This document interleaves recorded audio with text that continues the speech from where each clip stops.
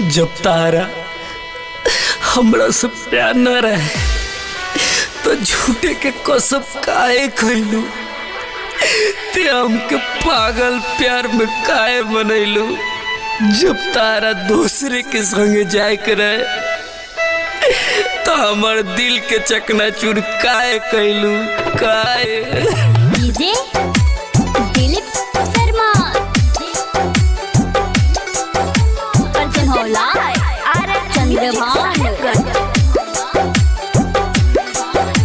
रोहिल घुट घुट याद में तारा लागे हम मर जाइम। प्यार के सुनर सपना सजा के तोर दिलू अरमान हो।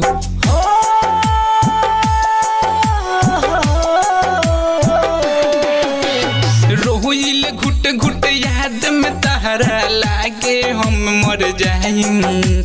प्यार के सुनर सपना सजा के तोहरे दिलू अरमान हो। चल जइबू तू डोलिया चढ़ के हम जाइब शमशान हो। कल चल जइबू तू डोलिया चढ़ के हम जाइब शमशान हो।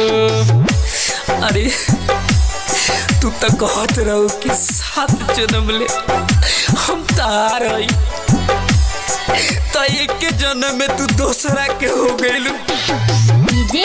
अरे याद कर जब हम तोहरा के खिड़की से देखत रहिए तू मुस्कुरात रहो, कैसे हंस हंस के बात करत रहो, सब भूल गेलू।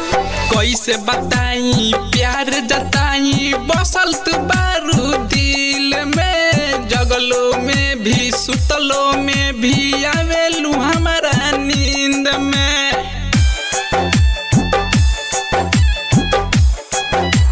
हाँ कैसे बताई प्यार जताई बसल तू बारू दिल में। जगलो में भी सुतलो में भी आवेलू हमारा नींद में।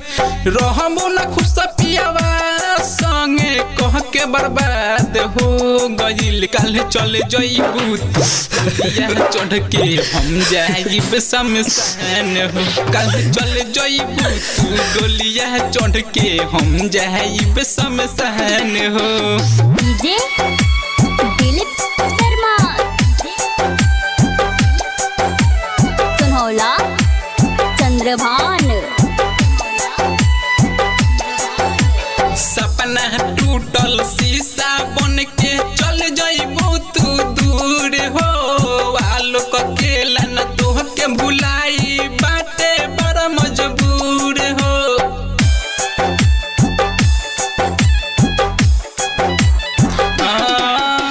सपना टूटल शीशा बन के चल जइबू तू दूर हो। आलोक अकेला न तोह के भुलाई बाटे बड़ा मजबूर हो। आज के दिनवा हमारा ला हो के ना कबो शाम हो।